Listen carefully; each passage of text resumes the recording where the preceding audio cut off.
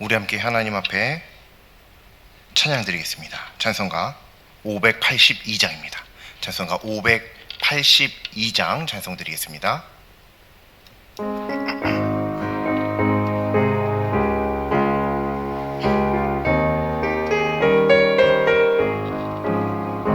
어두운 밤 마음에 잠겨 역사의 어둠 짙었을 때에 계명성 동쪽에 밝아 이 나라 여명이 왔다. 고요한 아침의 나라 빛 속에 새롭다.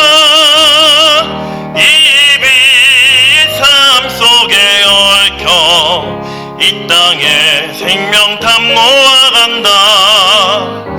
옥토에 뿌리는 기뻐 하늘로 줄기가지 솟을 때 가지 펑망을 해요. 그 열매 만민이 산다. 고요한 아침의 나라 일꾼을 부른다. 하늘 씨앗이 되어 역사의 생명을 이어가리. 맑은 샘 줄기 용솟아 거칠은 땅에 흘러 적실 때 기름진 푸른 벌판이 눈앞에 활짝 트인다.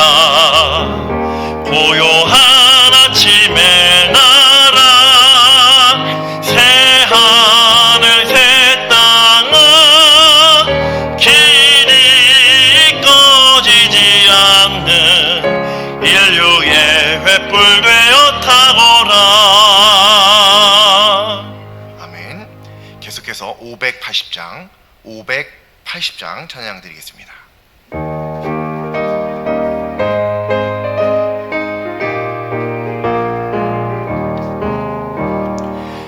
삼천리반도 금수강산 하나님 주신 동산. 삼천리반도 금수강산 하나님 주신 동산. 이 동산에 할 일 많아 사방의 일꾼을 부르네.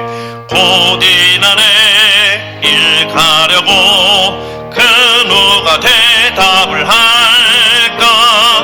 일하러 가세 일하러 가 삼천리 강산 위에 하나님 명령 받았으니 반도강산에 일하러 가세. 삼천리 반도 금수강산 하나님 주신 동산. 삼천리 반도 금수강산 하나님 주신 동산. 봄 돌아와 밭 갈 때니 사방의 일꾼을 부르네. 곧 이날에 일 가려고 그 누가 대답을 할까. 일하러 가세 일하러 가 삼천리 강산 위에 하나님 명령 받았으니 반도강산에 일하러 가세. 삼천리 반도 금수강산 하나님 주신 동산. 삼천리 반도 금수강산 하나님 주신 동산. 곡식이 거둘 때니 사방의 일꾼을 부르네. 곧 이날에 일 가려고 그 누가 대답을 할까. 일하러 가세 일하러 가 삼천리 강산 위에 하나님 명령 받았으니 반도강산에 일하러 가세. 아멘. 우리 사도신경으로 하나님께 신앙 고백 드리겠습니다. 나는 전능하신 아버지 하나님, 천지의 창조주를 믿습니다. 나는 그의 유일하신 아들, 우리 주 예수 그리스도를 믿습니다. 그는 성령으로 잉태되어 동정녀 마리아에게 나시고 본디오 빌라도에게 고난을 받아 십자가에 못 박혀 죽으시고 장사된 지 사흘 만에 죽은 자 가운데서 다시 살아나셨으며 하늘에 오르시어 전능하신 아버지 하나님 우편에 앉아 계시다가 거기로부터 살아있는 자와 죽은 자를 심판하러 오십니다. 나는 성령을 믿으며 거룩한 공교회와 성도의 교제와 죄를 용서받는 것과 몸의 부활과 영생을 믿습니다. 아멘. 찬송가 208장 찬송 드리겠습니다. 208장 208장입니다.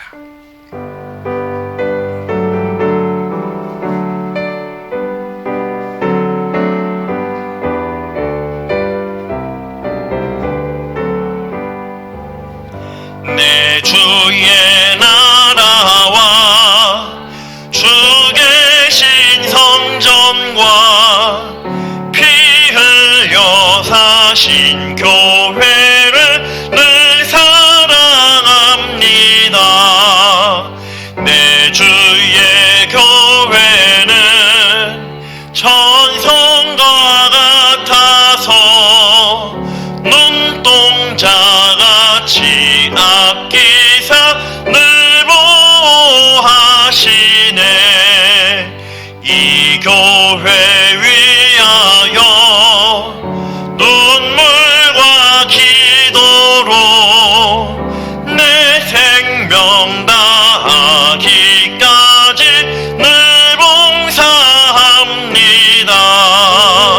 성도의 교제와 교회의 위로와 구주와 맺은 언약을 늘 기뻐합니다.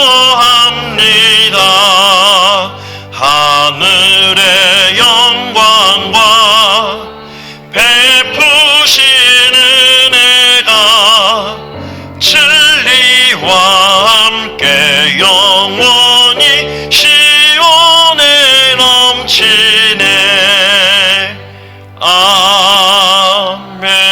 아멘. 사랑과 은혜가 충만하신 하나님께서 저희들의 이 예배를 받으시고자 저희들의 발걸음을 친히 하나님 앞으로 또 하나님의 전으로 인도하심을 믿습니다. 하나님께서 인도하여 주셨사오니 저희들로 하여금 예배할 수 있는 영성이 하나님께로부터 나올 수 있도록 인도하여 주옵소서. 하나님의 그 영성을 받아 그 믿음을 받아 성령 충만한 예배를 올려드리게 하여 주옵시고 하나님께서 흠양하실 만한 예배를 올려드리는 저희들이 다 될 수 있도록 역사하여 주옵소서. 하나님, 오늘도 저희들의 삶의 모든 것들을 다 뒷전으로 버려두고 하나님 예배하기를 우선으로 삼아 이 자리에 나왔습니다. 하나님께서 크신 은혜와 능력을 저희들 가운데 부어주시고 또 하나님의 말씀을 들을 때에 그 말씀대로 살아나갈 수 있는 놀라운 영적인 능력 허락하여 주시길 간절히 소망합니다. 하나님, 성령님의 충만하신 임재하심 가운데 하나님의 기뻐하심을 입은 자들로서 하나님께서 받으시기에 합당한 예배를 올려드리는 저희들이 다 될 수 있도록, 그런 예배자가 될 수 있도록 하나님 도와주옵소서. 이 시간을 통하여서 저희들의 모든 근심과 걱정이 사라지게 하여 주시고 그 모든 것들이 그냥 저희들의 삶 가운데 그저 있을지라도 이제는 그것들을 바라보는 영적인 눈이 띄어져서 하나님 믿음으로 그것들을 대할 수 있는 저희들의 믿음이 또한 저희들의 삶이 되게 인도하여 주옵소서. 하나님의 능력을 간절히 소망하며 예수님의 이름으로 기도드립니다. 아멘.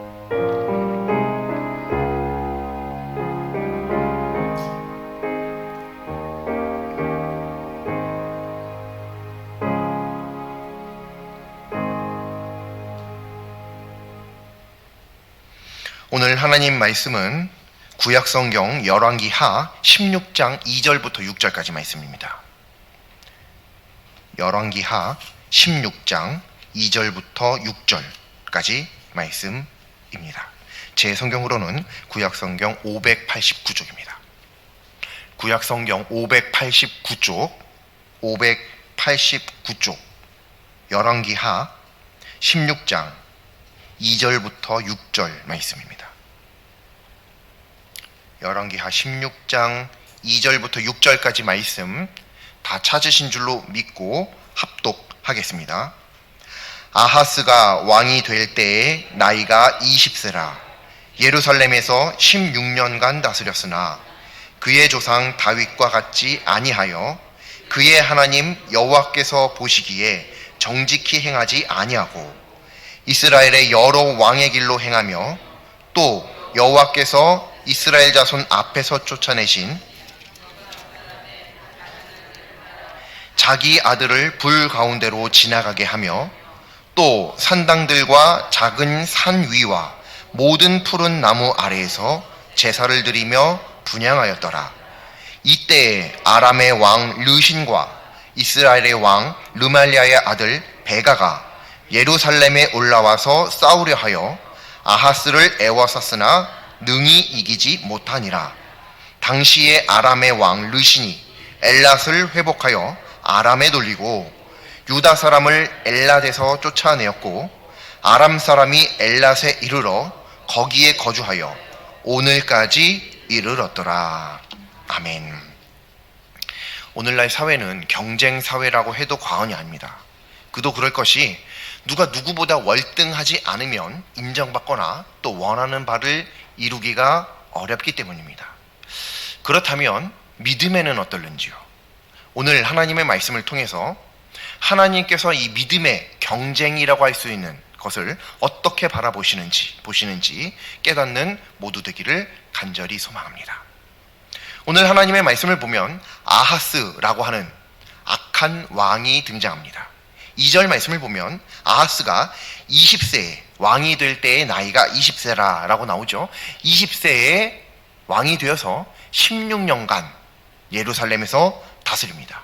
하지만 조상 다윗과 같이 하나님 보시기에 선하게 또 의롭게 살아가지 않고 악하게 악행을 일삼는 것, 하나님의 말씀에 순종하지 않는 것이 성경에 기록되어 있습니다. 이 아하스가 범한 악은 3절 말씀처럼 이방 사람의 우상 숭배와 같이 자기 아들을 불 가운데로 지나가게 하는 것, 또 4절 말씀과 같이 우상을 숭배하는 것입니다. 이게 아하스가 했던 하나님 앞에서의 악입니다. 죄죠. 그때 5절 말씀과 같이 아람 왕 르신 그리고 이스라엘 왕 베가가 연합해서 아하스를 애워싸고 공격하려고 합니다. 그러나 그 전쟁에서 패하게 되죠. 그리고 6절 말씀을 보면 아람 왕 르신이 엘랏이라고 하는 지역을 회복하여 다시 빼앗고 아람의 땅으로 만들고 그 땅에 살고 있던 엘랏 땅에 살고 있던 유다 백성들을 다 쫓아내어서 지금까지 이르렀더라라고 하는 말씀이 오늘 우리가 함께 읽은 말씀의 줄거리입니다. 이 아하스는요, 성경을 보면 아하스와 같이 악을 행했다라고 하는 말씀이 여러 번 반복됩니다. 즉, 이 아하스는 악한 왕으로 성경에서는 매우 유명한 왕입니다. 이 왕, 하나님의 말씀을 보면 얼마나 악했는지를 확인할 수 있죠. 자기 아들을 불 가운데로 지나가게 하고 또 이방신을 우상숭배를 하고 했던 그런 말씀들, 구체적인 하나님 앞에 범죄한 것들이 무엇인지 성경에 분명히 기록되어 있습니다. 그런데 그 아하스가 범한 악을 묘사한 이후에 보면 5절 말씀을 보면 이때에 라고 하면서 시작합니다. 즉 아하스가 매우 악한 왕이기 때문에 바로 그때 5절 말씀, 6절 말씀과 같은 일이 발생했다라고 하는 말씀이죠. 즉 무슨 말이냐면 아하스가 하나님 앞에서 이런 범죄를 했기 때문에 이런 5절, 6절 말씀에 나오는 결과가 발생했다라고 하는 말씀이 오늘 말씀이라고 하는 거예요. 이렇게 발생한 것, 결과를 보면 성경 말씀을 보면 전쟁이 발생했다라고 하는 것을 우리가 알 수 있습니다. 아람 왕 르신과 이스라엘 왕 베가가 연합을 해서 아하스를, 유다를 공격하려고 모였습니다. 둘러쌉니다. 에워쌉니다. 근데 결국은 실패하죠. 집니다.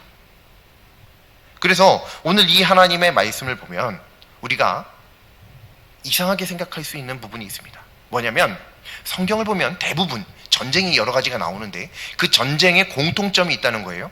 그 공통점 중에 하나가 뭐냐면 하나님을 잘 믿는 나라와 왕은 전쟁에서 이기고요, 하나님을 잘 안 믿는 나라와 왕은 전쟁에서 진다는 거예요. 이게 여러 성경에 나온 전쟁의 공통점 중에 한 가지입니다. 근데 오늘 말씀을 보면 그 도식이 보기 좋게 벗어나 있죠.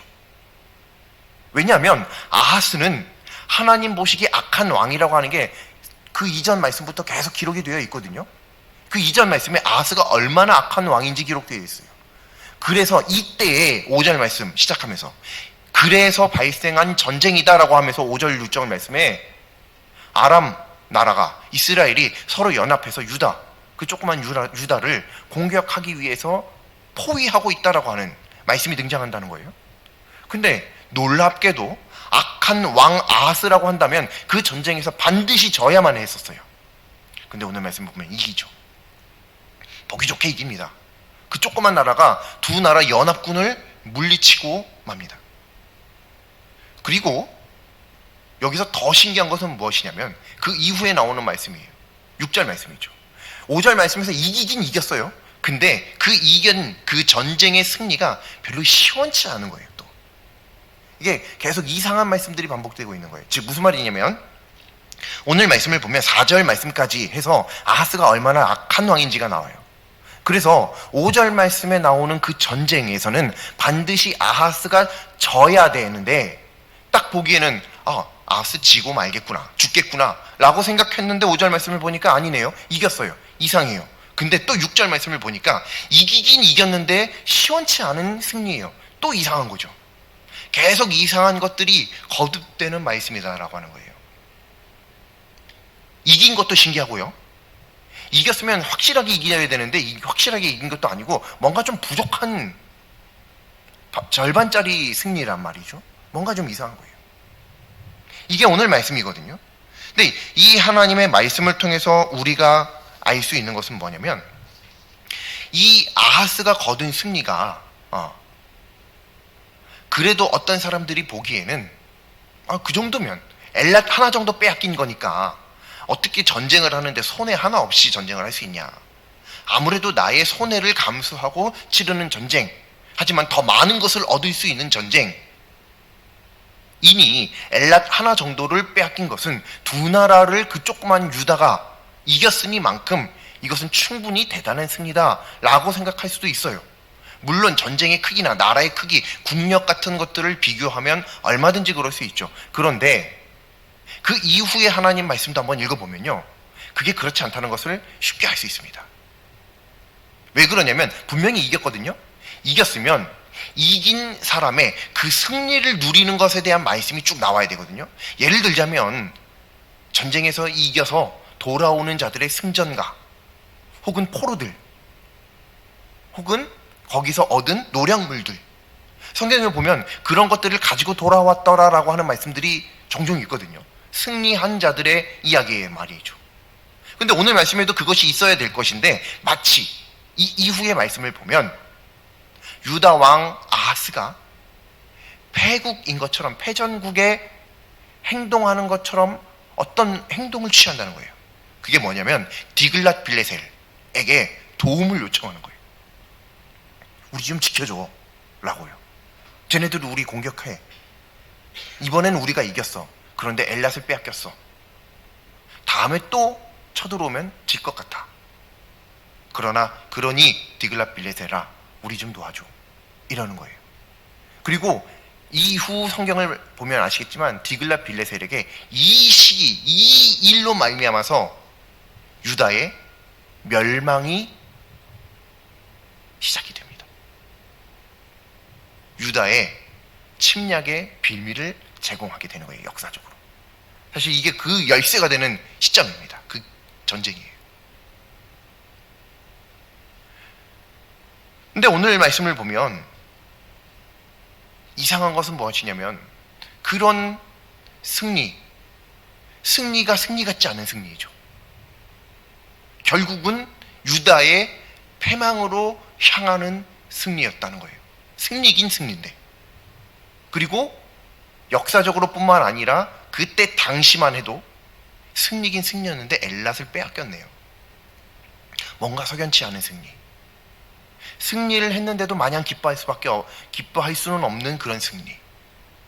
그게 오늘 말씀에 있는데 그 말씀을 통해서 우리가 무엇을 발견할 수 있느냐면 하나님의 관심이 어디에 있는가를 확인할 수 있다는 겁니다. 왜냐하면 우리가 생각하기에 또 성경을 보면 전반적으로 나타나는 현상은 하나님을 믿지 않는 악한 나라와 왕은 반드시 져야 되는데 이겼기 때문이에요. 우리가 알고 있는 하나님의 전쟁과 다른 방향으로 전쟁이 흘러갔기 때문에, 그런 결과를 만들어냈기 때문에 우리들은 이 하나님의 말씀을 보면서 하나님의 관심이 전쟁의 승리에 있는 것이 아니구나. 전쟁의 승리에도 없다면 당연히 전쟁의 패에도 없겠죠. 전쟁의 승패에 하나님의 관심이 없다는 것을 오늘 말씀을 통해서 확실하게 알 수 있다는 거예요. 왜냐하면 하나님께서 전쟁의 승리에 관심이 있으셨다고 한다면 아하스에게 승리를 주실 때 완벽한 시원한 승리를 주셔야 되죠. 근데 그러지 않으셔요. 또 아하스가 악한 왕이라고 해서 하나님께서 이 아하스를 패망하게 하시려고 한다면, 패하게 하시려 한다면 확실하게 패하게 하셔야 되는데 두 나라의 연합군을 또 이겨버리죠. 즉 하나님의 관심은 거기에 없다는 거예요. 우리들은 이 성경 말씀들 보면서 하나님 믿는 사람은 꼭 이겨야 돼. 하나님 안 믿는 사람은 꼭 져야 돼. 우리가 승리자야. 우리는 질 수 없어. 쟤네들은 꼭 져야 돼. 하나님 앞에, 하나님의 이름 앞에 쟤네들은 무릎 꿇고 무너져야 돼. 우리들은 늘 이런 거에 신경 쓰죠. 그리고 그런 것들을 볼 때 기쁘단 말이에요. 그리고 그 하나님이 내 하나님, 나의 아버지 같단 말이죠. 그리고 나도 그러한 승리를 거두길 원해요. 근데 오늘 하나님의 말씀을 보니까 하나님을 안 믿는 악한 왕도 이길 수 있어요. 우리가 흔히 우리들의 삶 속에서 바라볼 수 있는 현상이죠. 하나님 안 믿는 사람들이 승승장구해 가는 그런 모습들 말이에요. 그 똑같은 모습이 성경에 기록되어 있는 거예요. 우리는 때론 그걸 보면서 무엇을 생각하냐면 어떻게 해서 저 사람들은 저렇게 잘 되지? 도대체 어떻게 저 사람들은 저렇게 복을 받을 수 있지? 근데 나는 왜 이렇지? 이런 것들을 생각할 수 있는데 하나님의 말씀을 보니까 나만 거기에 관심이 있더라는 거죠. 하나님은 거기에 관심이 없어요. 내가 잘 되고 안 되고 이런 거 별로 관심이 없어요. 그럼 도대체 하나님의 관심은 어디에 있을까요? 이제 이게 중요한 거죠. 오늘 하나님의 말씀을 보니까 아하스가 얼마나 악한 왕인지, 그리고 전쟁이 졌는지 이겼는지 이런 부분들에 대해서는 관심이 없는 하나님을 발견할 수 있는데, 그러고 나서 우리가 한번 생각을 해보죠. 그러고 나서 한번 생각을 해보면 오늘 이 하나님의 말씀을 통해서 우리가 배울 수 있는 것, 그것은 무엇이냐면 하나님께서는 전쟁의 승패를 별로 관심 있게 보지 않으신다.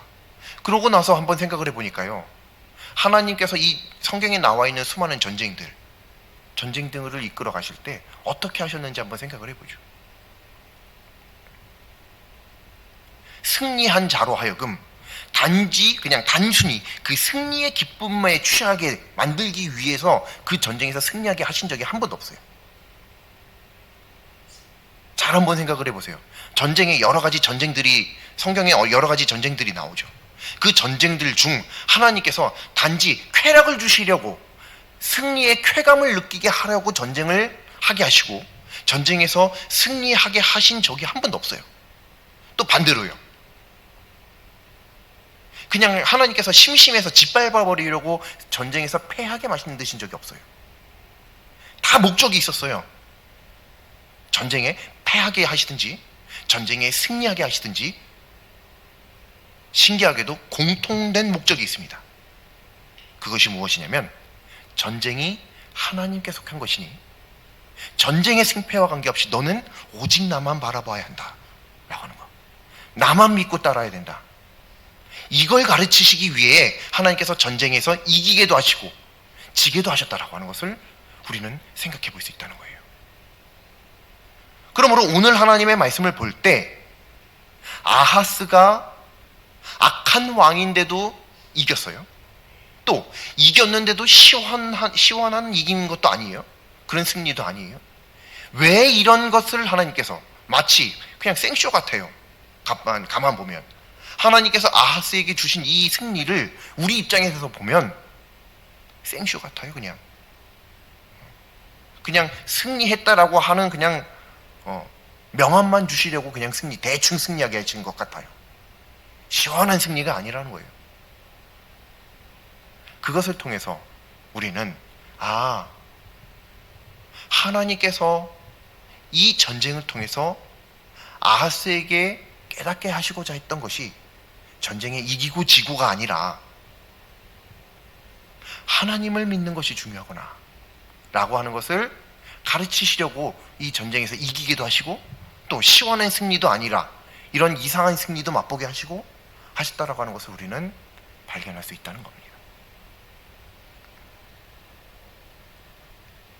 그러므로 오늘날 하나님의 자녀는 이 아하스의 전쟁, 승리는 승리인데 마냥 기뻐할 수만은 없는 승리해도 승리한 것 같지 않는 그런 승리, 전쟁의 승리를 통해서 분명한 한 가지를 배울 수 있습니다. 그것은 하나님께서 믿음의 경쟁이라고 해서 누가 누군가와 겨루어 이기고 지는 것, 여기에 관심을 두지 않으신다라고 하는 거예요. 무슨 말이냐면 누가 누구보다 믿음이 좋고 누가 누구보다 믿음이 떨어지고 누가 누구보다 더 큰 사역을 하고 누가 누구보다 더 작은 사역을 하고 여기에 하나님께서 아무런 관심을 두지 않으신다는 거예요. 혹시 그런 말씀 기억하시나요? 비유 중에 있습니다. 신약 성경에 5달란트, 2달란트, 1달란트 받은 자. 거긴 주인이라고 나오죠. 예수님이라고는 나오지 않습니다. 하지만 그것이 예수님과 천국과 하나님을 믿는 하나님의 자녀들에 대한 비유라고 하는 것을 우리는 잘 알고 있죠. 이거 주일학교 때부터 배우는 비유입니다. 거기에 보면 5달란트 받은 자가 칭찬을 받는데요, 2달란트 받는 자에게 주인이 칭찬을 하지. 야, 너는 이거 봐, 얘 5달란트 줬잖아. 그러니까 5달란트 남길 수 있었지. 너는 왜 2달란트밖에 못 받아? 그래서 2달란트밖에 못 남겼잖아. 너도 5달란트 받을 만큼의 능력이 있었으면 내가 너도 5달란트 줘서, 쟤도 5달란트, 너도 5달란트 줘서 너도 5달란트 남길 수 있게 했겠지. 근데 너는 왜 2달란트밖에 능력이 안 돼갖고 내가 2달란트밖에 못 주게 만드냐.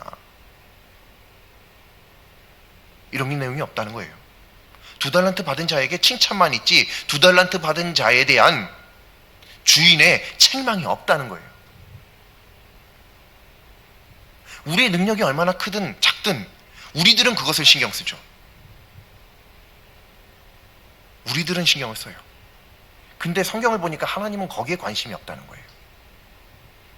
우리가 전쟁에서 이기든 지든 그건 하나님의 관심 밖이라고 하는 거예요. 뭐가 하나님의 관심이냐? 내가 얼마나 큰 사역을 하든, 얼마나 많은 사역을 하든, 얼마나 많은 사람들을 중보하든, 얼마나 교회를 이롭게 하든 상관없이 내가 보고 싶어하는 것은 너가 나를 얼마나 믿고 따르느냐, 너가 얼마나 나에게 순종하느냐. 나는 이게 중요하다라고 하는 거예요. 하나님께서 너가 전쟁은 내게 속한 거야. 지게 하는 것도 나고 이기게 하는 것도 나야. 그러니까 넌 그거 신경 쓸 필요 없어. 그냥 나만 믿고 따라와.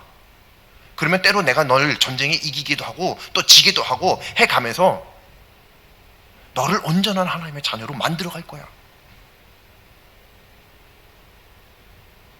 내가 토기장인데 고작 그릇밖에 안 되는 너가 뭘 그렇게 신경을 쓰니? 그냥 너는 나에게 어떻게 쓰임받을 수 있는지 그것만 보면 돼. 그것만 생각하면 돼. 이것을 말씀하시고 계신다는 거예요. 그러므로 이런 어떤 믿음의 경쟁이라고 하는 것은 사실은 성경적으로 옳지 않아요. 성경적으로 믿음의 경쟁이라는 건 존재할 수가 없습니다. 그런 건 없는 거예요. 하나님은 그런 걸 원하시지 않거든요. 누가 이기고 지는 거에 관심이 없거든요. 그러니까 믿음의 경쟁이라고 하는 건 존재할 수가 없어요. 성경적으로는요. 단 하나 어떻게든 끼워 맞추고자 한다면요, 이런 건 있을 수 있죠. 하나님을 믿는 이 믿음의 삶에서 자꾸 하나님의 말씀과 반대로 가게 하려는 내 자아와 나의 믿음의 어떤 경쟁, 줄다리기, 이거는 있을 수 있죠. 겨우 이것뿐이에요. 다른 사람과의 경쟁이라는 건 없습니다. 하나님께서 맞는 자에게 누군가에는 5달란트 주시고 누군가한테는 2달란트 주시는 거예요. 그러므로 5달란트 받은 자가 나는 5달란트 있는데 너는 왜 2달란트밖에 못 받았어? 절대 이러면 안 되는 겁니다. 이게 하나님께서 거기에 맞게 맡겨주시는 거예요. 2달란트의 사역도 필요한 거고요, 5달란트의 사역도 필요한 겁니다. 1달란트도 필요해요. 1달란트도요. 에게 겨우 그거. 네, 그런 사람도 필요한 거예요. 그 모든 것들이 합력하여 선을 이루게 만드시는 분이 바로 하나님이신 줄로 믿습니다. 그 모든 것들을 다 빚어서 아름다운 그릇으로 만들어 가시는 토기장이가 바로 우리가 믿는 하나님이신 줄로 믿습니다. 그러니까 이런 경쟁을 교회 안으로, 사회에 있는 그 경쟁 사회라고 하는, 그래서 너무나도 익숙한 그 경쟁을 교회 안으로 우리 믿음으로 가지고 들여와서는 안 되는 거예요. 그건 지양해야 됩니다. 근데 그런 것들과 관련해서 한 가지 예를 들 수 있는 게 바로 이 직분이라고 하는 거예요. 이 직분을 받기 위해서 막 경쟁을 하게 되는 경우들이 있죠. 옛날에는 많았는데 요즘에는 시대가 많이 바뀌어서 좀 이런 부분들은 많이 사라지긴 했어요. 근데 아직도 이 직분을 어떤 직급이나 지위로 착각하는 그런 사람들이 종종 있습니다. 그래서 소위 어떤 사람들은 직접 들은 바는 아니지만 전에 들은 바에 의하면 직분을 땄다라고도 얘기하더라고요. 도대체 누가 직분을 따요? 그럼 저도 땄으면 좋겠네요. 그런 건. 전 더 많이 따게요. 딸 수만 있다면 더 많이 따죠, 당연히. 근데 그게 아닌 거죠. 잘 알잖아요. 하나님께서 선물로 은혜로 주신 겁니다. 내가 받고 싶다고 해서 받을 수 있는 게 아니에요. 주셔야만 받을 수 있는 거예요, 이게. 근데 뭘 따죠? 말이 안 되는 얘기예요. 이게 뭐 때문이냐면 경쟁이 자꾸 들어와서 그래요. 누가 이기고 누가 지고 누가 누구보다 월등하고 열등하고, 자꾸 이런 개념들이 교회 안으로, 믿음 안으로 들어오니까 이게 융합돼서 그런 식으로 나타나는 거예요.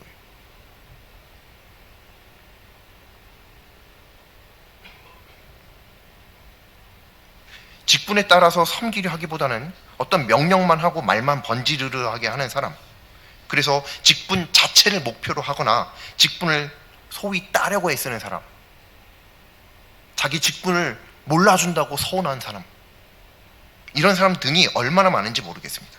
이 모든 결과가 생긴 원인이 바로 우리들이 믿음의 경쟁이라고 하는 것을 하고 있기 때문에 그래요.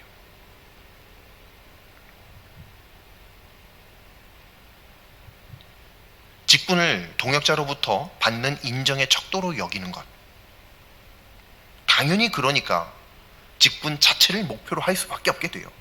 왜냐하면 내가 어떤 직분이냐가 내가 누군가한테 어떤 인정을 받았느냐라고 하는 것을 대변해 줄 수 있으니까요. 직분이 곧 내가 받는 인정이에요. 그러니까 받으려고 애를 쓰죠. 그러니까 저 사람은 못 받아도 나는 받으려고 애를 쓰고, 어떻게든 저 사람보다 나아서 저 사람은 안 돼도 나는 되려고 애를 쓰고, 그렇게 해서 직분을 소위 말하면 땄어요. 근데 몰라주네요. 어떤 분들은 내가 권사된 지가 언젠데 내가 나를 아직도 집사라고 부르냐고 막 기분 나빠하고요. 내가 집사 된 지가 언젠데 나를 아직도 성도라고 부르냐고 서운하다고 그러고요. 그거 몰라준다고 나 교회 나가기 싫어. 그런 분들이 없을 것 같은데도 계속 생겨요. 그런 분들이. 그게 뭐예요? 그 직분을 지금 뭐라고 생각하기에 그런 생각들이 가능한 거죠? 뭐가 필요해요? 내가 목사가 아니면 어때요? 하나님께서 장로님이라고 하는 타이틀 뺏어가시면 뭐 어때요? 내가 하나님 믿는 건 여전한데요. 그냥 그거면 되는 거 아닌가요? 하나님께서 원하시는 것은 명찰이 아니고 믿음인 줄로 믿습니다. 믿음 없는데 그 명찰 달고 있어 봐야 하나님께 더 중한 책임감만을 물을 뿐이에요. 의미가 없어요.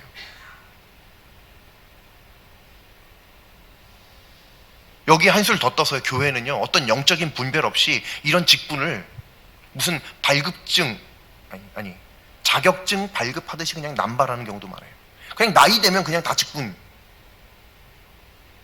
나와 이 직분 안 주세요? 그러면 직분. 누가 와서 저분도 직분 드려야 되겠는데요? 그러면 직분.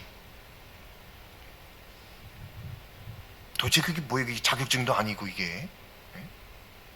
심지어 어떤 일이 있었냐면 제가 직접 겪은 경우는 뭐냐면 이렇게 해서 어떤 직분을 선출해야 된다라고 하는 규정이 있는데 그 직분을 반드시 어떻게 해서든지 직분자를 세우고 싶은 거예요.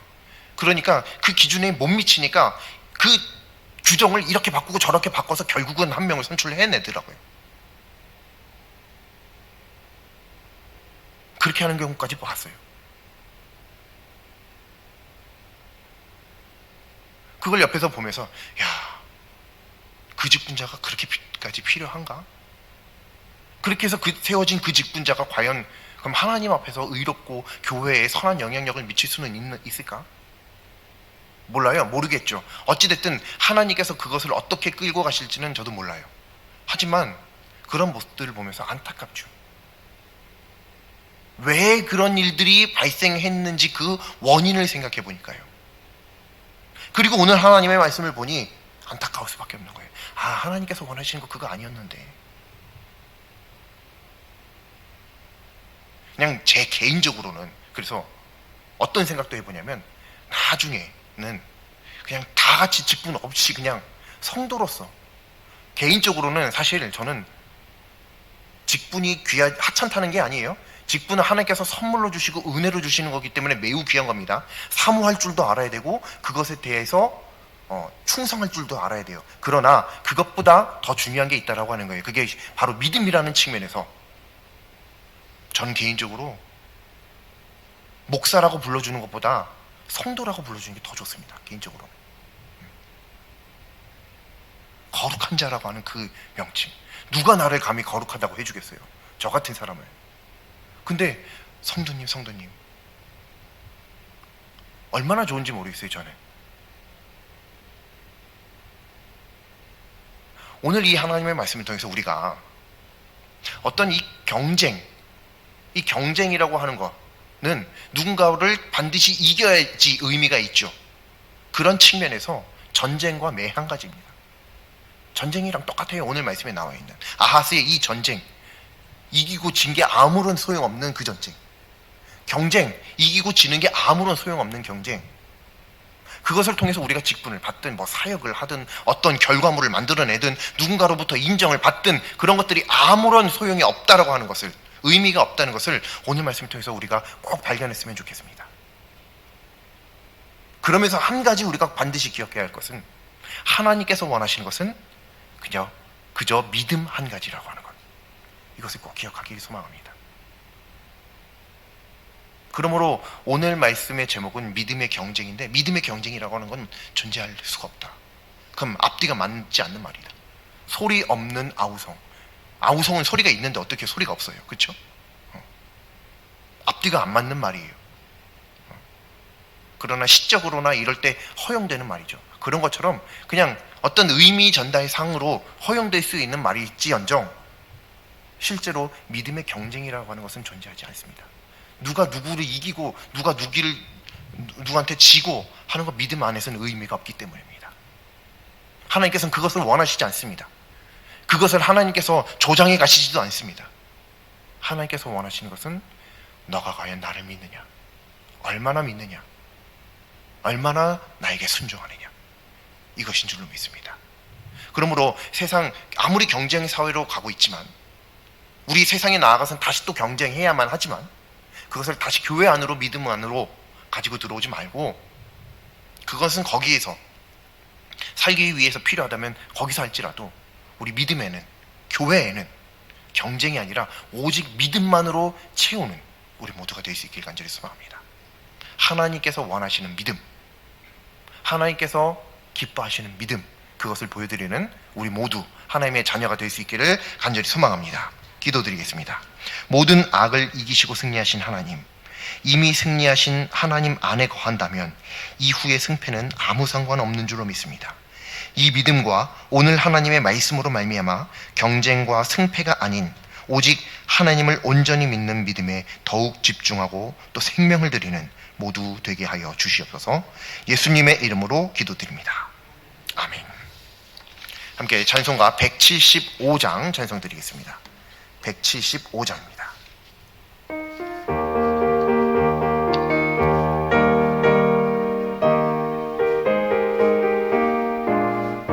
신랑 되신 예수께서 다시 오실 때 밝은 등불 들고 나갈 준비 됐느냐. 그날 밤에 주님 맞을 등불이 준비됐느냐. 예비하라 우리 신랑 예수 오실 때 밝은 등불 손에 들고 기쁨으로 주를 맞겠네. 주를 나와 맞으라는 소리 들릴 때 기뻐하며 주를 맞이할 수 있느냐. 그날 밤에 주님 맞을 등불이 준비됐느냐.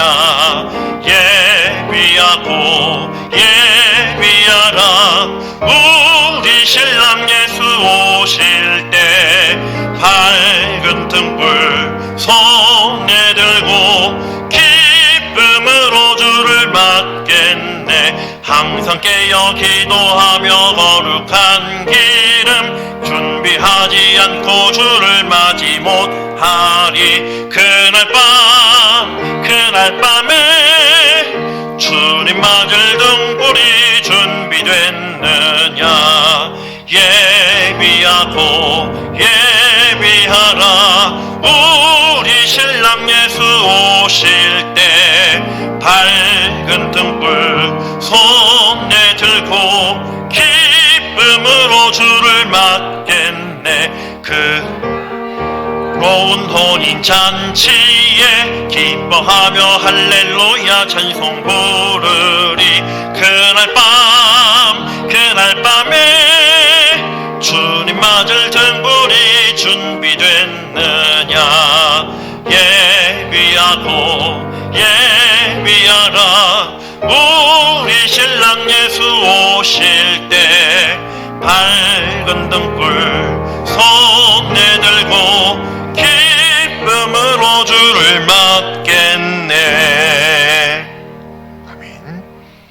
하늘에 계신 우리 아버지, 아버지의 이름을 거룩하게 하시며 아버지의 나라가 오게 하시며 아버지의 뜻이 하늘에서와 같이 땅에서도 이루어지게 하소서. 오늘 우리에게 일용할 양식을 주시고 우리가 우리에게 잘못한 사람을 용서하여 준 것 같이 우리 죄를 용서하여 주시고 우리를 시험에 빠지지 않게 하시고 악에서 구하소서. 나라와 권능과 영광이 영원히 아버지의 것입니다. 아멘.